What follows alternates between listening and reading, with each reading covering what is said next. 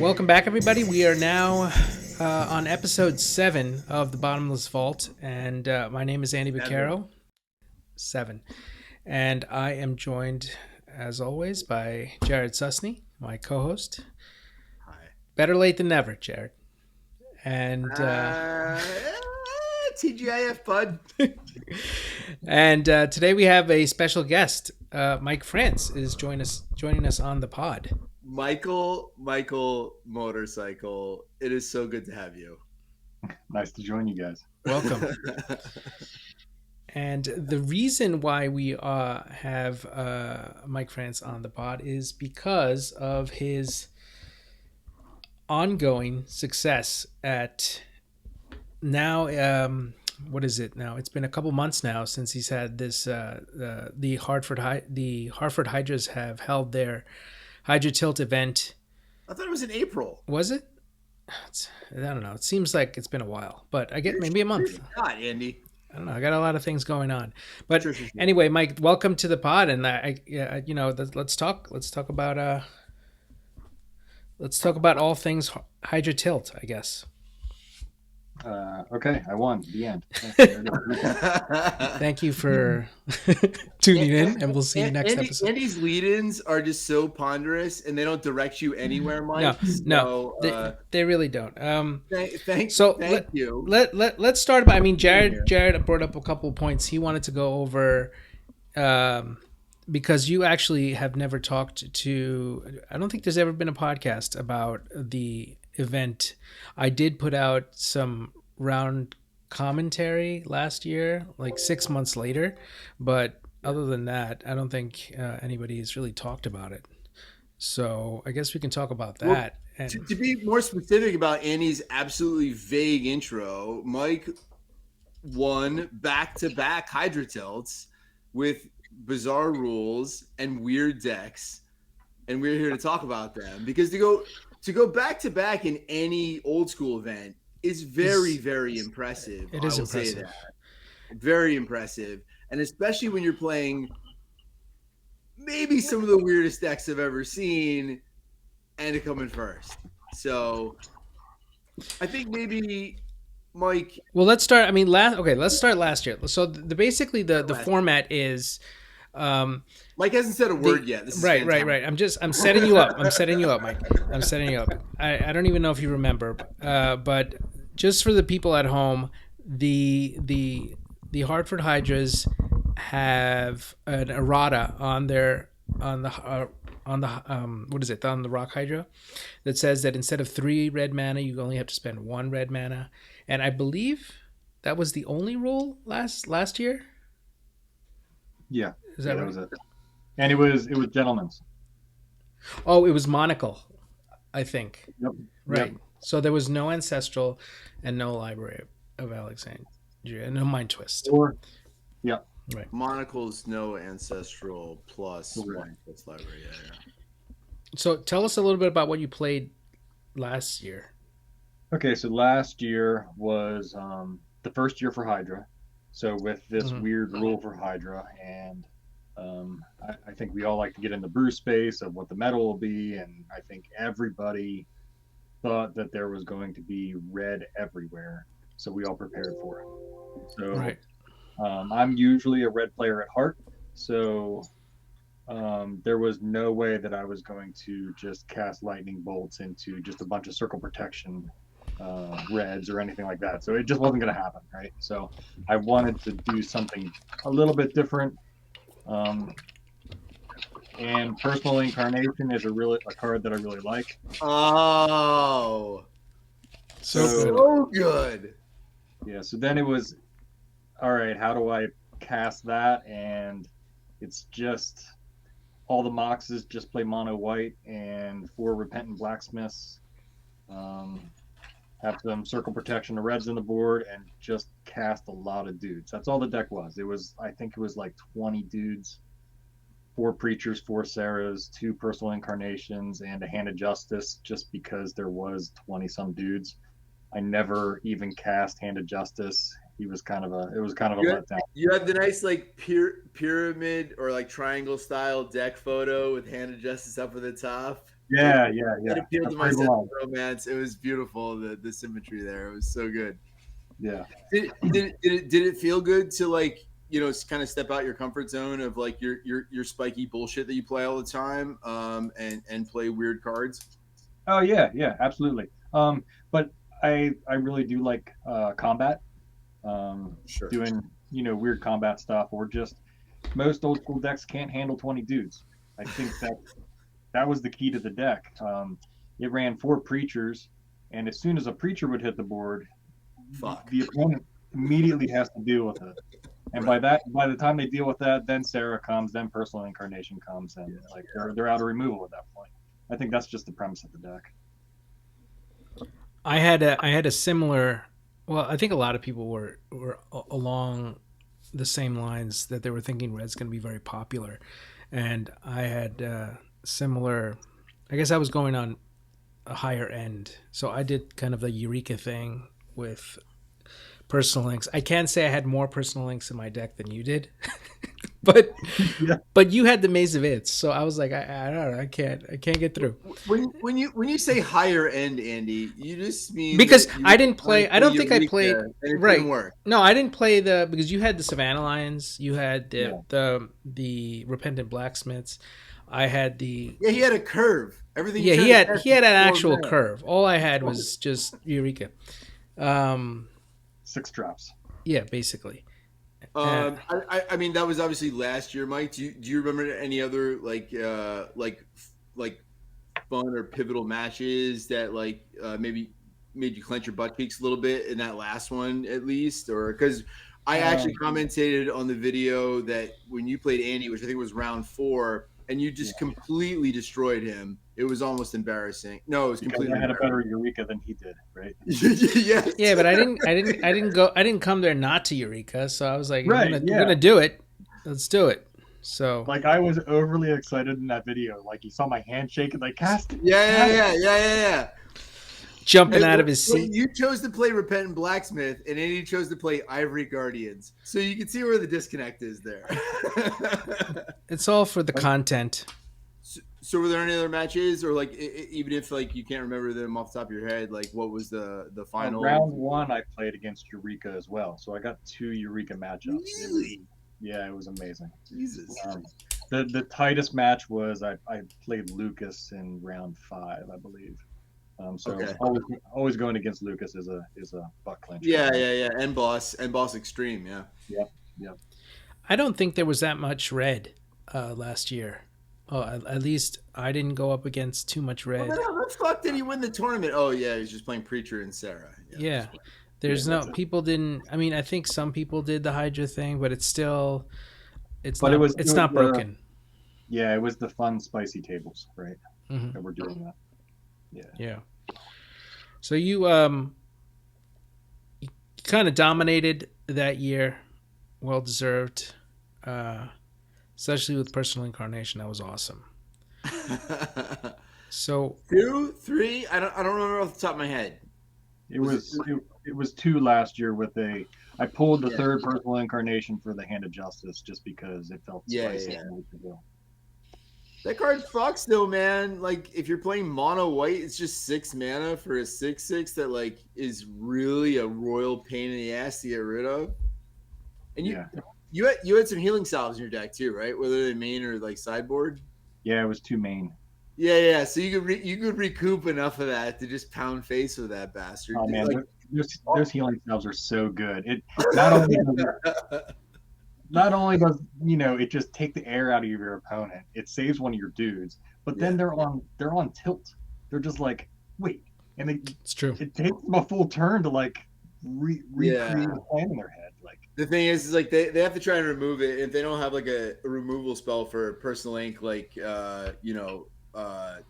swords, terror, maybe disc or something like that, whatever life you're on, you recoup enough of that to deal with it, or just save a little bit of equity on a Preacher or a Sarah or a Personal Ink, So the card's busted. So it was awesome to see it in the list, but it must have been very frustrating for all those the bolt casters there on the day for sure. Oh yeah, I think somebody tried to double bolt a Sarah and a healing sub.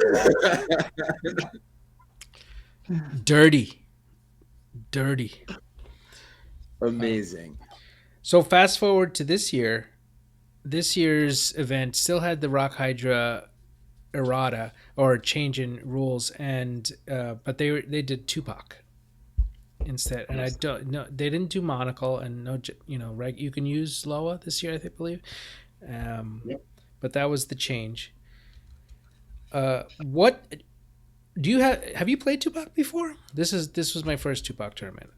I think I've played it online at least. Okay, so you kind of knew what you were getting into a little bit. Yeah, it might have only been one tournament, maybe two. I don't think it really changes anything, honestly. Right. Like, you get 2 strip mines, that really doesn't matter. Like, I think the maze two workshops kind of matters. 2 mazes not so much because it's underplayed and people don't just don't care about maze, even though the card fucks really hard. But two workshops though, plus 2 strips, it balances things out a little bit, right? yeah. So let's go over. So what did you?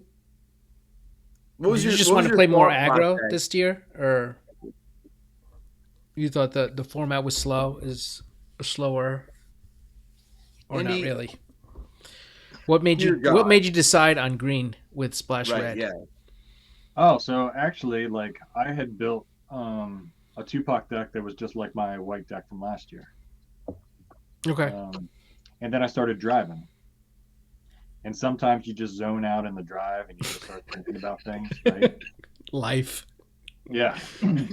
And I started thinking about Tupac, and I've been wanting to play a green list with fire sprites. But the mana I felt like the mana never worked. And as I'm driving, I realized, wait a second, I can only play 2 Mishra's Factories. And 2 strip mines, which means I'm 4 colorless lands instead of 5. And like, that's the one spot, like, oh, well, if I just play the Ruby, then I think that makes my mana work. And so, like, then I just start hashing out the rest of the deck just to have a mono green list with bolts in it. For those of you who don't actually know Michael Frantz, he's from like middle Pennsylvania, so the amount of driving he does is probably absurd because it's like 50 miles to go anywhere at the bare minimum. So he thought about it a lot. That's a very valid thought, though. A very interesting take on the format for sure. Yeah, so just brewing that. But then you have an extra strip mine and an extra maze, so that wouldn't that negate your? I guess you'd count that as non-land, maybe. No, yeah. So mazes are utility cards. That's combat stuff. That doesn't really matter. It's the going from 4 factories and a strip mine, which would be 5, down to 4. Down to 4, yeah.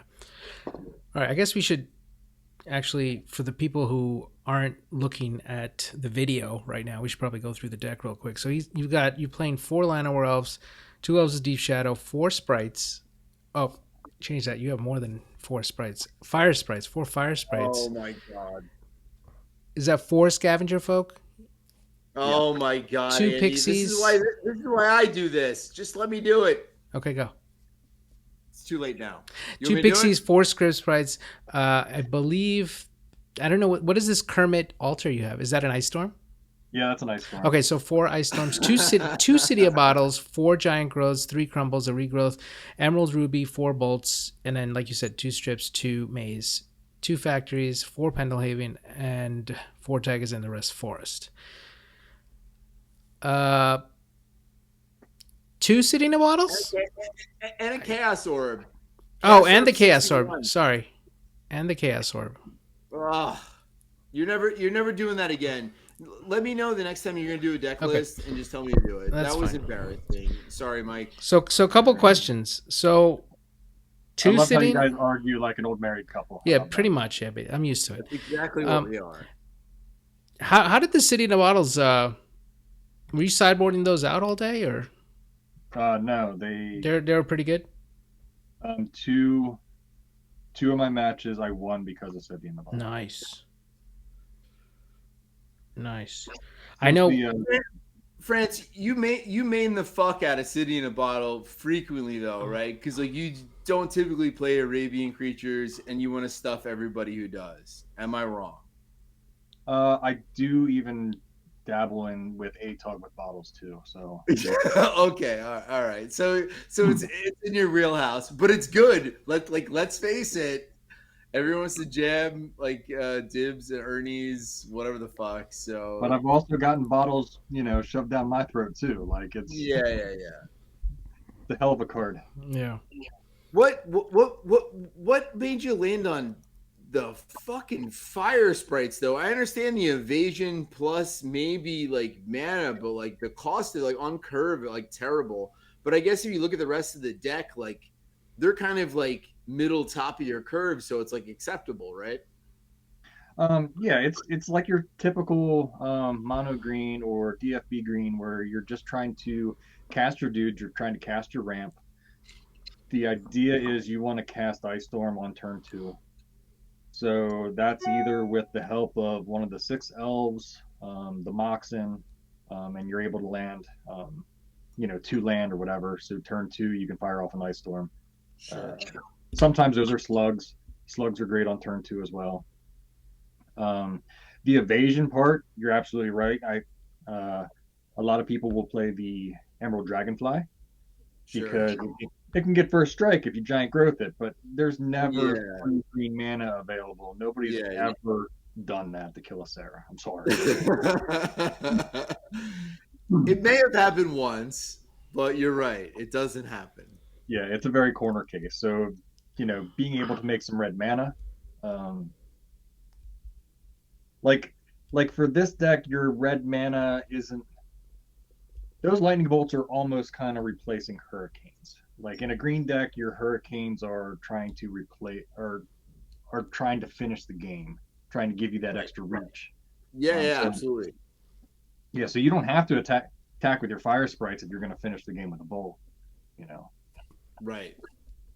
It's interesting. It's interesting though that you elected to like not even play like a single fireball. Like if I would have like come up with this list, I would absolutely had a fireball in it. You know what I mean? Like it would have been impossible for me to not have a fireball. So like, and there's other deck choices I'm gonna get into, but like, what was your thought process there? Okay, so for the main deck, I just wanted the bolts. That's it. It's simple, straightforward. It's just going for your throat.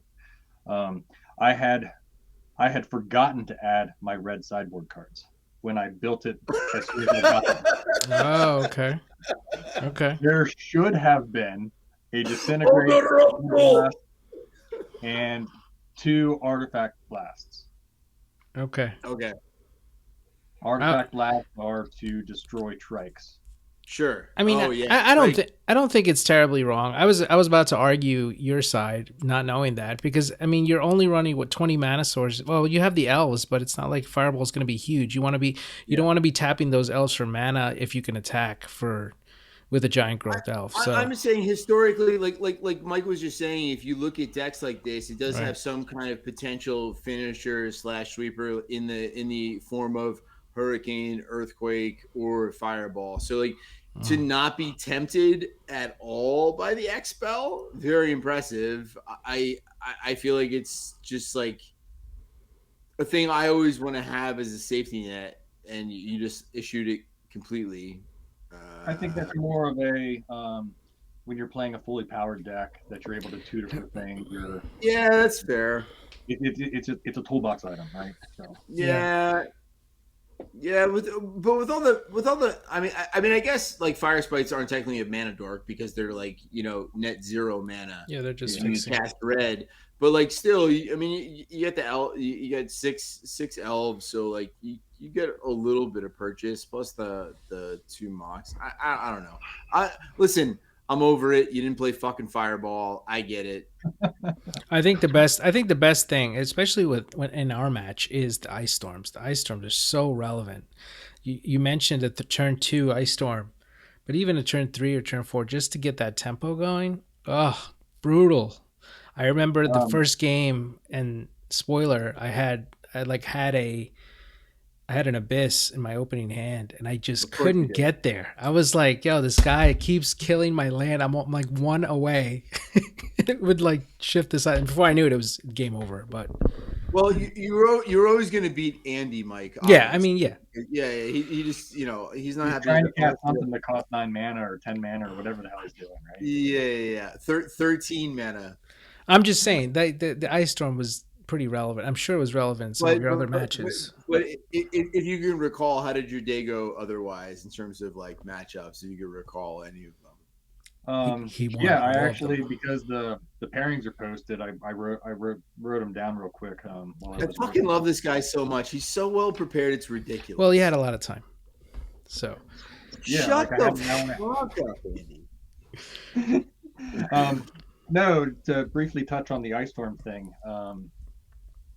I think in the very last match, game 3, I flashed my hand to the camera, and I know it's going to be like 4 or 5 months till you get to editing the video. Right. No. We're gonna get him out. We're gonna get him out. We talked about we're gonna do something this weekend. We're gonna get him out. All right.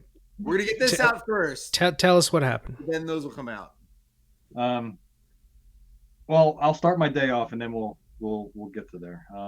I think so. Round 1, I played against Ian from the Don's Goblin Raiders. He was on blue Arabian Nights list. Okay. With unstable mutations, dibs. I think he even had Zephyr Falcons and Flying Men. Suicide blue-ish kind of thing. Yeah, okay. Yeah. And I bottled him to oblivion. Make that bottle. Good luck next round. Yeah. Round 2 was against Andy. I don't know if you really cast anything except mana. Yeah, I don't think I did. Well, you don't cast mana, Mike. You just put it into play. So Andy put some cards into play, and then he lost. What a surprise! Moving on. Yeah, I may have had a permanent or 2, but okay. Yeah, it was an unexciting match to be the feature table. Yeah. If you thought last year was bad, the year before, woo. Anyway. Next, I played Jonathan. He's the one that's hosting the Goblin Hero Cup.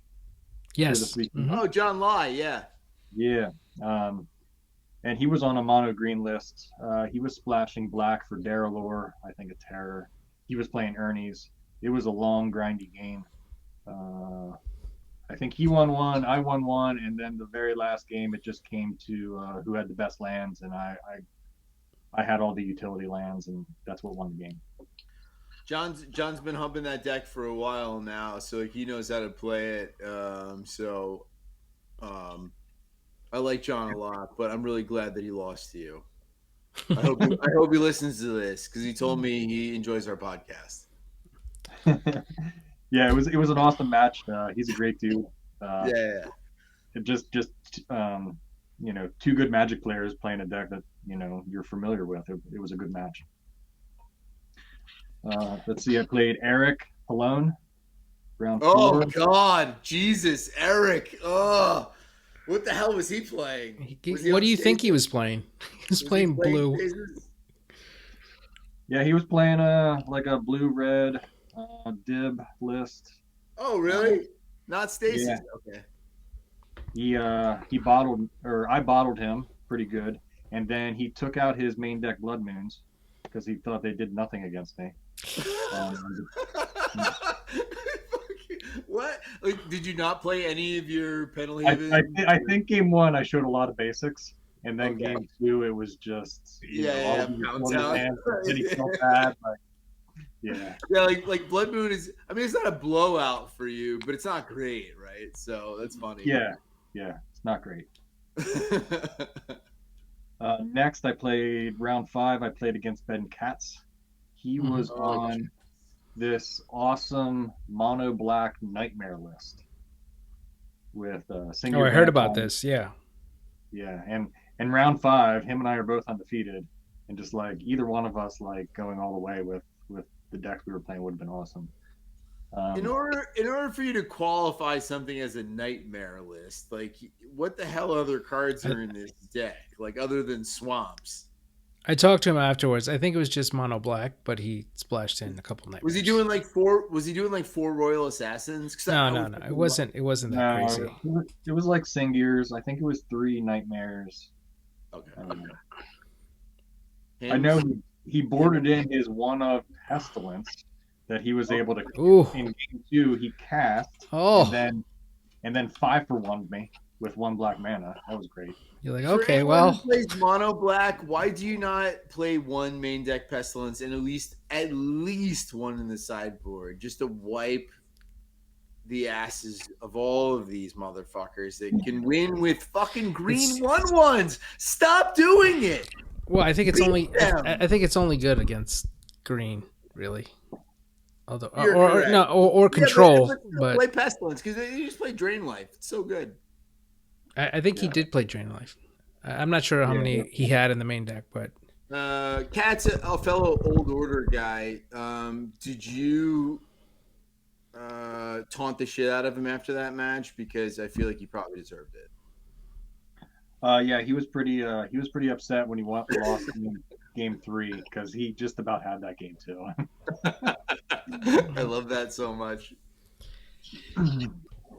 Yeah, so that was pretty good. The other thing I wanted to talk to you about, and I think maybe it's because you needed to fill up your sideboard now because you didn't have your red cards, but the 3 living artifacts was like amazing. Yeah, we didn't even talk about this sideboard. Jesus. What is that about? I don't think anybody's seen a living artifact for years. That's my hedge against burn decks. Okay. You know, it's kind of like the healing salve idea. If you can gain 3 life against a 12-bolt deck, like you sometimes just win the game. They don't have the reach. So much joy. We didn't read it. We didn't read it out before, but Mike's got this stock for Whirling Dervish, 2 Tranquility, 1. What the fuck is that spice card? It's two Sylvan Libraries. Sorry, 2 Sylvan Library, 3 Living Artifact, 1 Shannon Dryad, 2 Timberwolves, and 1 very well tattooed Rock Hydra, which I'm sure he never boarded in for any reason whatsoever. Nope. That was it. That was his giant shark version of the Hydra deck. Yeah. Did they make you play it, or you just threw it in there? No, I figured that should be a tradition. Yeah, that's true. Wait. Did you do any points of damage with Shannon and Dryad? Yes, that came against Jonathan. And it really did some work. Yeah. Love to see it. I love that. It's so good. It's so good. Yeah, so we should highlight the round 6. That was against Kyle. I think he just started playing old school a year, maybe 2 years ago. He was on a black red troll him sinkhole list. Oh yeah. Okay. No discs. I think I got game 1. Game 2, he himmed me. I lose. Yeah. Yeah, trolls. There were lots of sinkholes that were thrown around, but then in game 3, I had a grip of 7 cards that had an elf, a land, and an ice storm, and it was just 1 land. I was like, I can't cast the ice storm on turn 2, but if he gets double black, like I'm gonna lose this game. He's gonna sinkhole my 1 land. He's gonna him me. I'm just gonna lose this game. But right. So I took the chance on it. I flashed my hand at the camera to show what I got. I was on the play, so I did the land elf, and then sure enough, I top deck a land. I stripped his black source, and he could not get another black source to save his life. That must have felt so fucking good. Yeah. When you play against mono black and you know you're constantly in imminent danger of being sinkhole or hemmed and just losing the game, but then getting them in the same fashion is the best feeling ever. Yeah. It was definitely a risky play, but like it paid off. Sure. That's fucking magic. That's awesome. Man. Yeah, this is a really cool list. I like it. Good stuff, man. Congratulations. It's so elegant. I mean, like we just had Greg Graham on the pod with his Scrying's list, which is like similarly elegant, but like you just elected to play 4 ofs of a lot of good cards, and then like snuck in a couple other, in this case, dudes. And it was good.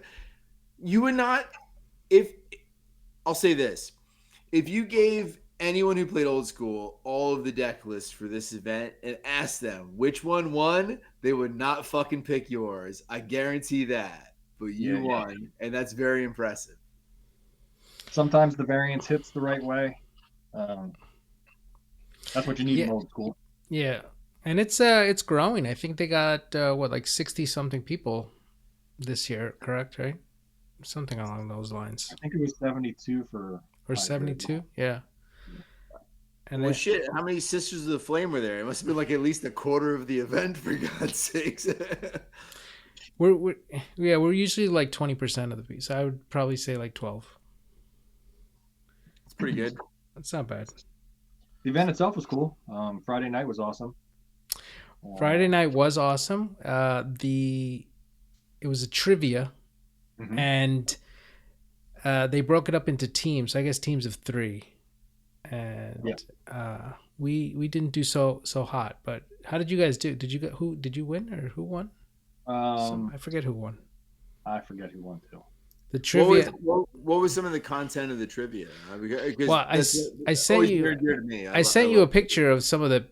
Oh shit! Yeah, you did the Dan Frazier art trivia. The nobody got the Berserk. I didn't get the Berserk. Nobody got the Berserk. Everybody was like, yeah, crazy. But we did a lot of that. We did what was it, artists? I think. There was a. They would name an artist, and you had to.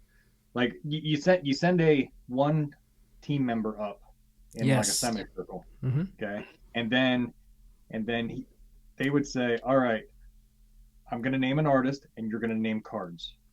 And so then it was Drew Tucker, and so they went around in the semicircle. And you had to continue to name a different card as you went around. I would have been so fucking good at that. It's ridiculous. Yeah, but also like, we try to not seem like a cult, Mike, and like that's not helping things. So like, the semicircle thing. Yeah, I hope there's no video of that. I don't think there is, but I would love to participate. That sounds amazing. Oh, they had another one where they said banding, like banding creatures, and you'd have to name banders. Yeah, but there's not that many of them. there are quite a few actually. That's like playing musical chairs with 6 people and there's 2 chairs. We never got to the end of any of those lists before we gave up. Yeah, we sent Micah up for the banding as our representative, and he was all ready, and we were confident. And I think he was the third person third person in the circle, whatever, and the person to his left, I don't know who. Maybe it was Chris Mason or something. I don't know who it was. They said Icatian something, and it just threw in infantry, but he didn't get it. He got it wrong. And Micah just totally got flustered and started thinking of that card, and he meant to correct him, and Mike also got it wrong. So that was it. It was over really fast. Listen, I can't win in actual games of Magic, but like that shit, I would fucking dominate. But that sounds like so much fun. It's cool that people put together stuff like that because they really test your. Because most people are like, I'm terrible at stuff like that. For people like me that are like Rain Man when it comes to reading cards, it's very enjoyable. Oh, they did a flavor text thing too. That was hard. I heard about that. That was Flavor text, I haven't been super dialed into. I only have one actual Magic card flavor text memorized, like literally since I was a kid, and it's giant turtle. Yeah, I don't know that one. You didn't memorize the person that's on the flavor text for Granite Gargoyle? Asmarana Markadice did a Kuldakar. Yes, he did. So while I don't have the actual flavor text memorized, I do know that character because it's very interesting. But awesome. For those listening, the giant turtle's flavor text is this: the turtle lives to exploited decks which practically conceal its sex. I think it clever of the turtle in such a fix to be so fertile. There you go. Which is just genius. It's fucking bizarre. But that was fun. I think that I showed up late. Actually, Andy, do I get no props from you for Asmarana Markadice and a Kuldakar? Yeah, no, I said you got it right. I hate you. I just don't like you as a person. Did you? I don't know why we do this. It's terrible. We have nothing else to do. Okay. Did you get the other question that we have to ask you? Is how was Ante 40K? Ooh, because what was your record in Ante 40K? Did you use up all your luck in the tournament and lose, or did you also continue to dominate at the ante tables? No, so we did wait. We're doing a podcast. Before Mike starts talking, we're gonna do Mike's Ante 40K deck. This motherfucker. No, you can't. Is that? I don't think people talk about their decks, or maybe they know about it. But no. I'm not talking about his actual deck. I'm talking about what he does to his deck. As a weird pervert. Mike punches holes in the corners of all of his cards, and he has a little like carabiner or like hook kind of thing. So if you win or lose a card to him, he's either going to give you a card with a giant punched hole in it or punch a hole in it so he can hook it on his deck and then hang it on his belt loop. The Magic the Gathering janitor. Yeah, there you go. It's the Magic Ante version of a horror film. That's what he's doing to you. Look at the smile on his face. It's amazing. How'd you do though? What were your spoils, Mike? So we played 40K Friday night, mainly first. Went around the room. I actually didn't do so hot. Nick Santini played his first game. I think Chris G. I can't pronounce his name. Yeah, Chris G was mopping the floor with people that day, right? Yeah, he was. He was playing unsleeved Juzams, just riffle shuffling on them. Yeah, he was having fun. He was having a lot of fun. What an idiot! Yeah, playing as Garfield intended, right? It was great. But yeah, I didn't do so good. I didn't lose anything crazy. Birds. Yep, just birds. Basics. Yeah. It's all right. I mean, you used up all the luck on the tournament, I guess. So it's fine. Yeah, I went to bed saying that too. It was great. You're like, yeah, but that's awesome. Any good spoils from the event, Mike? As the tournament winner, did you bring home anything that you were proud of? So I don't have any tattooed Maze of Iths. So I got my first choice of the prize cards on the table. Okay. There was a two-headed giant that is one of my favorite cards, and I passed on it to get the Maze of Ith. Yeah, Maze is playable. Two-headed giant sweet, but it's not. It goes right into the deck that I just won with. Like I had to do that. Yeah. You're not a Maze of Ith kind of guy either. So I'm glad that appealed to your sense of romance. Yeah. I mean, he was just on Maze in his deck right now. So. Yeah, I know, but he played. This is the insane thing about Mike winning both these tournaments. Like these are both decks that are like not really the type of thing that he normally plays at all, and he won back-to-back events with them, which is very impressive. Most people like kind of stay in their wheelhouse a little bit or play what they know, and like these are both the decks that you won Hydra Tilt with are like kind of foreign to you in terms of like play style, right? Yeah, a little bit. I mean, I like to attack with dudes, so it's not that, that foreign. You also like to be attacked by dudes. I don't know how to take that. It's an old order thing. You wouldn't understand. Okay. Hence the awkward silence. Yeah. I should have apologized ahead of time at this podcast, but it's fine. No. We're all pretending to be friends here. But all in all, I think, like you said, the event was great. The weekend was great. The food was great. I don't have any. I think we covered almost everything. Do we want to talk about Abbottstown? Oh, Zombie Master. Yeah.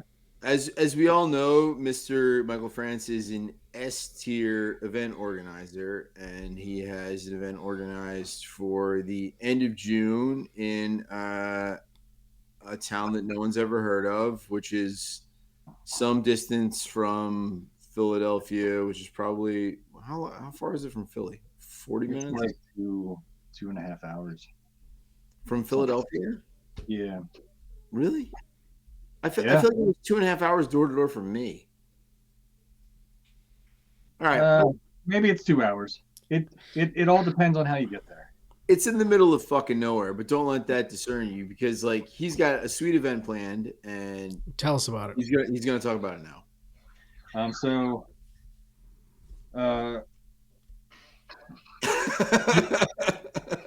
Putting my thoughts together, right? So you guys know that I do GloryCon, and I do that every other year. Yes. That happened on accident. Okay. The every other year thing. So I was about to run it for the second year. Yeah. And that's when the world shut down. Right. So, yeah. So what we did instead was we actually masked up, played 6 feet away, and we did like this fire breather event, like only 36 people, we all spaced out. That was before any vaccines or anything like that. So like, okay, let's take all the precautions and just like play away from each other. It was a successful event, being all the restrictions as much as it could have been. Yeah. But that kind of inspired let's do GloryCon every other year, and let's just do something weird and wacky in between. So 2 years ago we did Alter Ante. Right. It's based on the price range of 40K, but it's when you lose a card, you just proxy it up, and then they can put that into your deck. And that tournament was really, really neat because it was set up as you play one match against a pod, so it's kind of like your online play.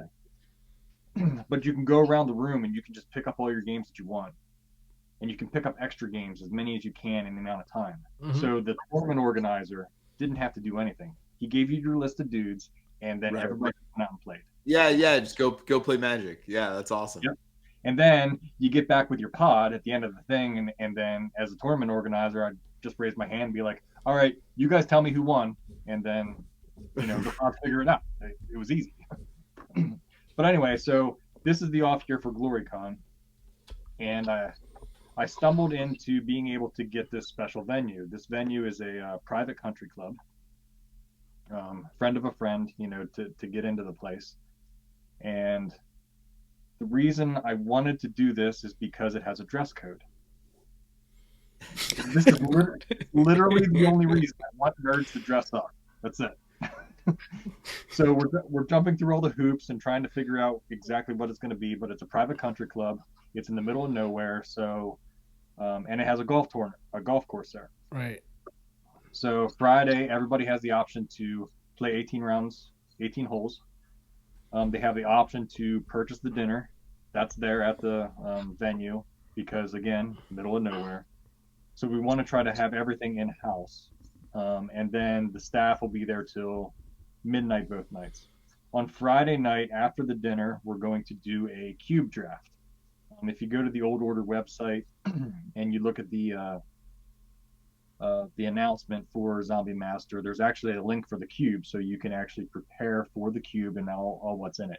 Now the cube is set up for 12 people, and we are probably going to break it into pods of 6 or 8. It's all going to depend on how many want the cube. We're going to print the cubes, so when you draft, you get to take all those cards home. That's awesome. That's awesome. Yeah.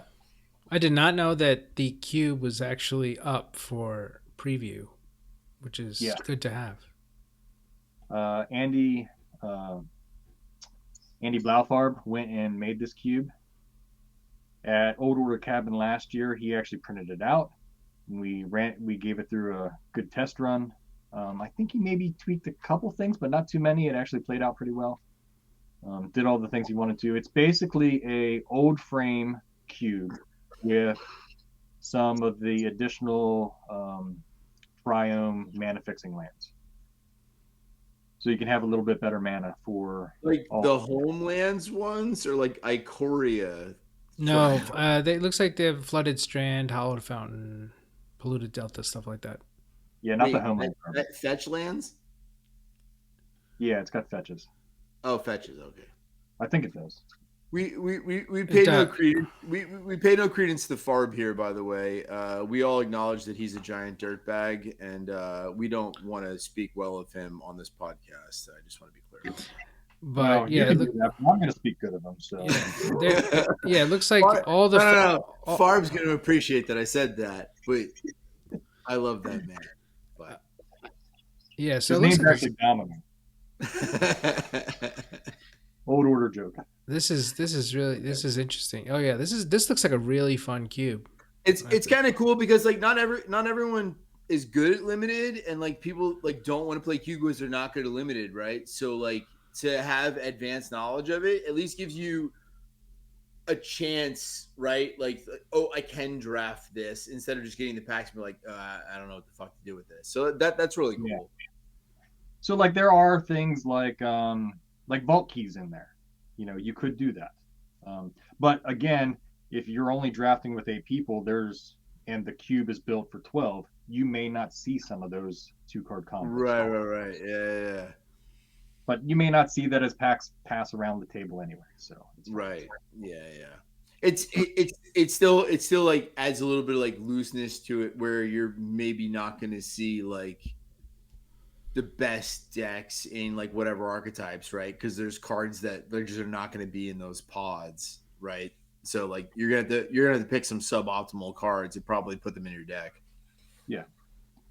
So the idea is to have multiple cubes fire, and they'll go through, figure out who's the best one, and then the cube winners will play each other to figure out who's. That's wins. cool. That's cool. Yeah. This is awesome. This is gonna be awesome. So what's the format du jour for the main event, Mike? It's Swedish summer. You know, everybody's preparing for the shark. Oh, of course. So we're gonna play Swedish.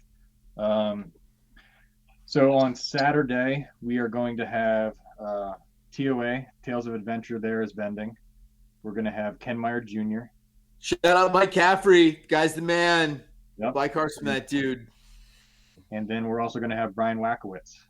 Wow, awesome. So both of those artists are actually doing paintings of some sort for some sort of swag in some way or another for the event. So stay tuned. One of those pieces is going to get auctioned off for the charity that we're doing. Nice. And we're going to play Swedish. Again, this is like a closed, it's in the middle of nowhere. So your ticket price, it is expensive, but it's encompassing the printing of a cube, and you're going to get expensive. It's very reasonably priced, Mike. Don't be humble. It's with that price you get on Saturday. Yeah. So we'll get something like I haven't figured out the times yet, but we're gonna have like a 2-3 o'clock, like a late lunch kind of thing, and then we'll have like after the Swiss, we'll do a dinner, and then the top 8 will play, and we'll all hang out and do whatever, And we are gonna do a top 8 as well. Sure. Yeah. No, you're getting a lot of stuff. This you don't even have. Yeah, you're being fed. It's good. This sounds like an awesome event. Plus, MG Alter is going to be there as well. Didn't Oh mention yeah, that. Mitch how could I forget Krasovsky. about my boy? Yeah, it's going to be doing some work, selling some color swap stuff or things of that nature. I was just on the phone with him. We were talking about a new idea, um, and a couple things we were bouncing off each other. It was Oh, You some were alters. I mean, interestingly enough, Mike, like you were the one that actually Started him down the road. Well, yeah, you were the genesis for Mitch's like color swap ideas, right? No, you kind of were with that. yeah, okay, yeah. With the Side Blast Blast. That's started what he there. said, right? Yeah, like I don't like taking credit for his, amazing ability. I just kind of Yeah, but it was your idea, though. No, I Mitch. think he. Well, Mitch. okay, so you were involved somewhere, but right. Like I have this stupid idea. Are you the guy that can bring it to life? And he did. Like, he's done that multiple times with me. Like Yeah. so, yeah. He's and that's the best thing that I like about MG is that I can communicate with him and he understands what's in my head. Right. Sometimes that's the hardest thing to do, with people and artistic stuff. Like he gets it. Did you know him for a while, or he just have you wants known your him? money? Did you just meet him? Mitch, you just want his money. Admit it. No. It all started with I bought my first unlimited Chaos Orb, and it was signed. And I'm not a signature guy, so don't burn me at the stake. But I wanted it there gone. with you. Yeah. Okay? And he doesn't like SIGs. I don't really care if cards are signed or not. So you're in safe company here. So I actually was poking around and I found an Alters Facebook group, and he's been altering for a little while himself in the legacy space, and he's altering mainly for his own deck. And so I hit him up and asked him if he'd be willing to do a cover up for this Chaos Orb. But it was also going to be like an extension and like the lava poured out of its mouth onto more stuff. Yeah. Yeah. So it was more than just a cover up. I got this Weezer tattoo when I was 19. Like, can you get rid of it, please? Exactly. So yeah, okay. So that's how you guys kind of met, and yep. And I just feed him cool. all the stupid ideas I come up with. Yeah. Yeah, that's awesome. And Mitch is also always like making sweet stuff for the either the prize pool or like the raffle or whatever. And I think he said he has some cool stuff planned for this one as well. So shout outs to him because he's always donating insane like works of art that probably take him like many hours. So like I can't. Yeah, and you'll send them to different tournaments around. Send it to the organizer to raffle off. Like he definitely gets his community and helping the charities out and stuff. He's awesome. He's an awesome dude. Awesome. Well, that sounds like an awesome event. I'm looking forward to it. I'm definitely going to be there, Jared. I'm not. Are you going or no? Wait, Andy. Number one, I'm the one who told you need to go. Yeah, I mean, I knew about it already. I'm going. Second of all, how many people do we have for actual golf, Mike? Because the last time I checked, there was only 12 of us. I think it's 16. Is it? I think so. Yeah. I can't wait. We're actually, I think everyone's favorite functioning idiot, Chris Cornell, is actually getting Sisters of the Flame polo shirts made for us, so we can actually have collared shirts with. We may have, yeah. I'm looking forward to that. Yeah, it's gonna be awesome. Yeah. Well, is anybody really good at golf? Or I didn't want to go. I think there might be two couple ringers that are actually good. Yeah. I'm not a scratch golfer, but I'm not terrible. But I'm just looking forward to playing golf with Magic players, which seems absurd, but I got a bag of gloves and I know how to hit a ball, so it's gonna be fun. So if anybody's still listening at this point in the podcast, tickets are available until May 15th, which means Andy needs to get this pod out Out fast. in a timely fashion. He doesn't have to do a lot of overlays for this one, Mike. So we're no. gonna pressure him to pump this one out as fast as possible. Okay. All right. Yeah. All right. I'll put it at the top of the list. Yeah. The reason for the head the far out head notice is, we got to print the cubes. We need to know how many people are going to play the cubes. Yeah. Oh, okay. Yeah. We could also like blast out like a preview and just like send because you did this through Google Forms, right, Mike? If I remember correctly. Oh, the sign up. Yeah. So maybe we blast a preview out even before we do put the pod out. Just if there's any stragglers, we have multiple Discords, we could put that in. But it would be great to get people that we haven't touched through the avenues that we've been on already, whether it be Guildhouse, Gen Pop, whatever. It's always good to see new faces because honestly, I'm sick of the sight of most of you at this point, and it's only been a few years. Appreciate it. Yeah. No, new people would be good. Okay. Yeah. Andy knew you were just talking to him. Yeah. It's fine. But definitely get out there, register. This is going to be an awesome event. I love Cube. It's like my favorite format, so I'm really looking forward to that. And we can't, Andy, unless both of you guys need to leave right now, we can't wrap this right now for one reason. Tell me. And that reason that our own Mike Frantz here was just at NoobCon, and we did not get to even remotely touch on that. So if we need to wrap it up, that's fine. But if Mike has a few minutes to talk about his experience in Gothenburg, talk about it. Yeah, hear about it. But if you guys need to go, I understand. But we kind of punted by not hitting that already. NoobCon was great. If anybody gets the opportunity to go, you should. Was it your first one, Mike? No, this is my second one. I went last year. Yeah. But it's genuinely one of my favorite events. It's just everybody there is great. Anybody from the States shouldn't be scared because everybody speaks English. Have no fear, xenophobes. They all speak your language, and probably better than you do. Yeah, all the signs in the airport still have English on them.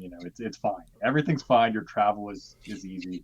Oh, getting around was fine. Like no issues, right? No. The way Christian and Mitcha went in, they changed the venue for the main event. As you guys know, that last year, last minute, the event couldn't be held in Rotary Pub, so they So they had to find a new venue in a hurry. That venue was like a 40-minute walk. They found a new venue this year that was like 5 minutes away. Yeah. So everything was walking distance, but again, for the foreigners, like your Uber app works over there exactly the same. It's okay. All your travel is very, very, very easy. No. Also, given the size of that event, like how tight knit that kind of community is, like you probably never feel like you're like I'm alone in a foreign country here, right? Like you're surrounded by like deeply steeped Magic players that like fully embrace anyone that is going there, from out of the country to play Magic. So yeah, and everybody is super friendly. There's lots of guys that have been there, 10 plus NoobCons. They have open arms to anybody that's coming in. Hey, come hang with us, and we're gonna go do the thing, and we're gonna go drink beers here. We're gonna go find a hamburger. Let's go. And right. It's just awesome. Yeah. Did you join the push-up contest with Anton? That's all I really want to know. Okay, so no, because I'm terrible about that. But I think it was Saturday night. I was hanging out with Mari. It was probably like 2:30 in the morning. We were both drunk as fuck, and Mari and I ended up doing push-ups together. Nice. Obviously, he beat me, but I was way closer than I thought I should have been. So, as an American, losing to a European in a push-up contest is pretty embarrassing. But like, if you were both drunk, like I'll give you the benefit of the doubt. I also don't work out. I'm just like this noodle-armed, skinny fuck. It's fine. It's fine. I was proud of my performance, and I think that's all that matters to me. What did you jam over there, Mike? In terms of the deck, like what'd you play and how'd you do? Okay, so there was 3 events that I attended. So they did the Fortress event. Right. That one I played a list similar to what I played at Hydra, but my record doesn't say what the deck did because in round 2 I got paired with Will McGran. Oh, no one likes him. Hold on. Instead of playing our match, we decided to play ante 2 out of 3 instead. Ooh, spicy. Okay. I know, but he's an anti-end boss. That guy's got more anti 40K like win cards than anyone. So how'd that go? So he won 2 out of 3. I won one. In round 3, I played against Jason Swartz, another good friend. Another ante? So, yes, we Oh also. my God. I won 2 out of 3, and I won a underground or not an underground, Underworld Dreams. I won from Andy. Okay. Oh. Yeah. You said underground. There's a big got jump excited. from Yeah. Underworld Dreams to Underground C, Mike. Jeez, Mixing up my words here late at night. Underworld Dreams. And again, so it wasn't until the last round I got paired with somebody that I didn't know. So that was a little bummer for that event. Right. I got to play the deck that I brought to play this. Yeah. Then the main event was the new venue was really, really good. The food was really good. The space around the bar was nice. Yeah, I heard everybody liked it. Yeah. Yeah, I listened to the Monster of the Week that Seb and Anton did, and everyone was talking about how awesome the new venue was, especially the food. They were all going nuts about the food. Yeah, the food was good. Just the amount of space, and even the tables. The tables were laid out in I would say, like a weird fashion. Okay. But the way they were laid out ended up for more elbow room. Like there was a lot of end seats. You could sit your. It was like against the wall. It was only 4 seats. So like you could scoot out. You could have your bag to the edge. Mm-hmm. The guy against the wall didn't have that. It wasn't that tight. It was nicely spaced.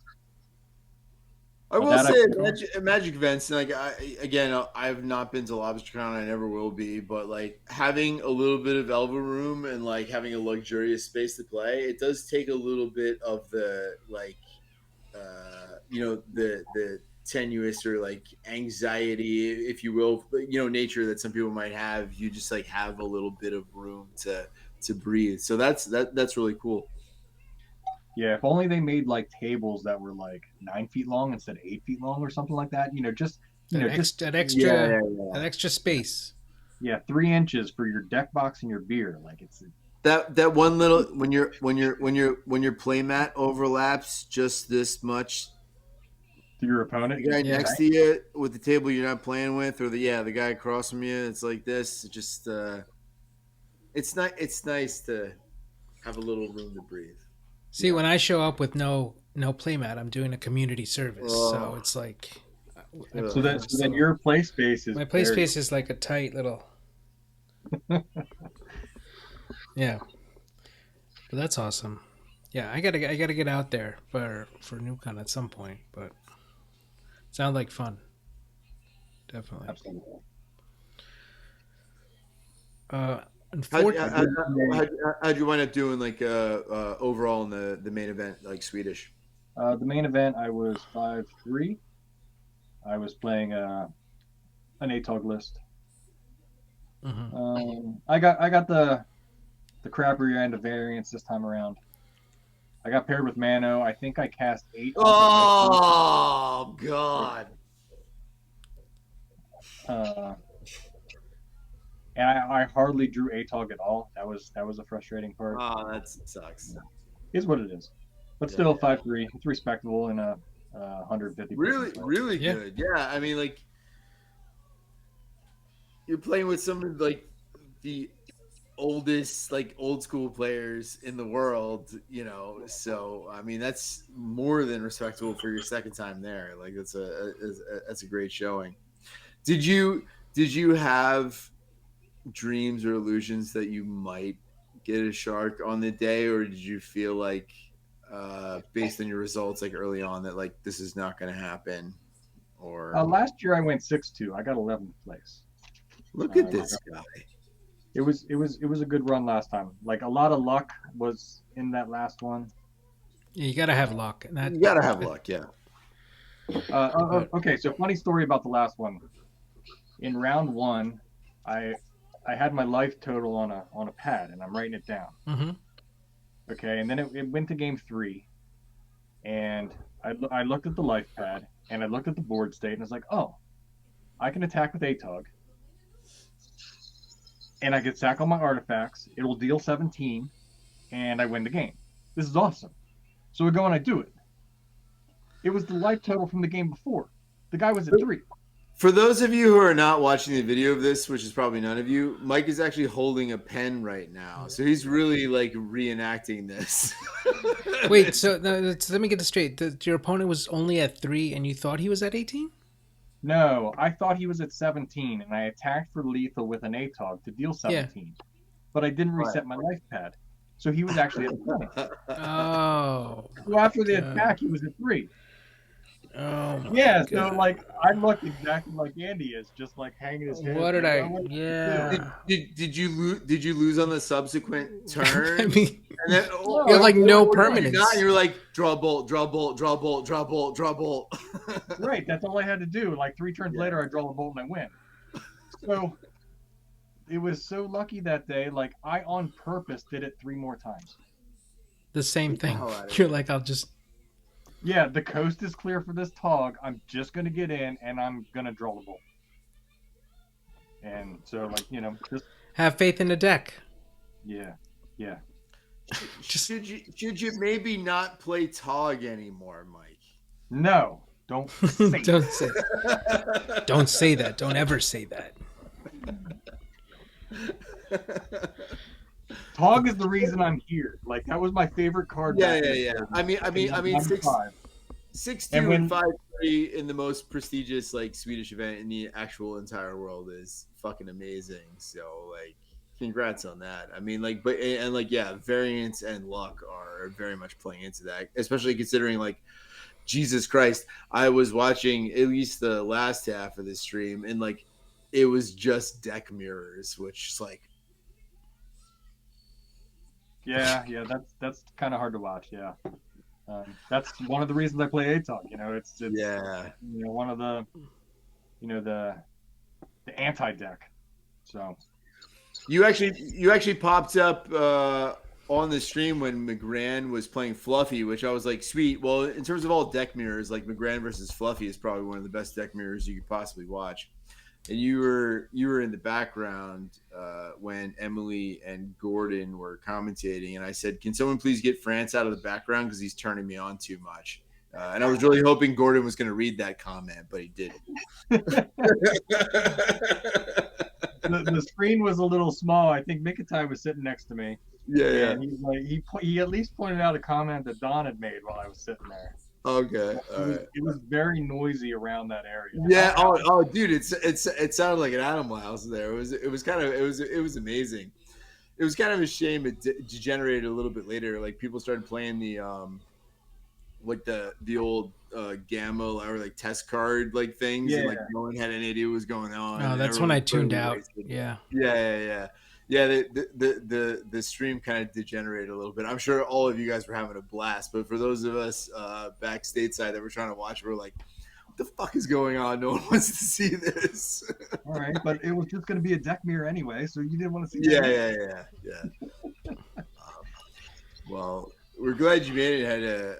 Had a good time, and kudos to everybody that organizes all the little events. Christian and Mitcha, they do a wonderful job keeping the tradition alive. As MG, kind of takes a little bit of a back seat, and watches old school just flourish even without his ongoing presence. He really created something that is lasting for a lot of us. Yeah, definitely. Once his kids get a little bit older, dude, he's gonna be right back in there. I guarantee it. You know. Yeah. He's got two little ones. Once dad's not so important anymore, he's gonna be right back in there. I guarantee it. Probably doing something interesting. His oldest probably already knows how to flip a chaos order, right? No way, really? Like 2 or 3 years old, right? Like it never leaves you. All right. I think unless you have anything else, Jared, I think that's about it. That's about all I have. You sure you don't want me to think about something else that'll tack another hour onto this podcast? I think we're okay. But I wanna thank Mike for joining us today. Hey, thanks for having me. And wish you well and continued success in Hartford. Three-peat, maybe? I don't know. We'll see. Dude, if you three-peat Hartford, Mike, That's with crazy. another completely different deck, The people are going to be gunning for you. Like no pressure, but still, like, again, going back to the beginning here, winning back-to-back events like that, like very few people do that. So it is really impressive. So okay, so does that mean that I really need to just bring a tier 1 deck to try real hard? No. If you do that, then you're gonna lose. Yeah. You can't tempt fate like that. All right, so I need to sit there and really figure out the meta. You play inspired by a long drive, right? You play another different deck. You won't do that anyway. That's the best part about like your decks, man. You're just like they're so simple and elegant, and like thinking about the format, like you play something totally different, and yeah, just keep riding out the wave of victories, I guess. But anyway, the Hydra guys come up with for the next format. They've done 2 different formats, so we'll see. Yeah. All right. Thanks a lot. Whatever you come up with, France is gonna crack it and fucking smack all you in the face. So that's probably what's gonna happen. There you go.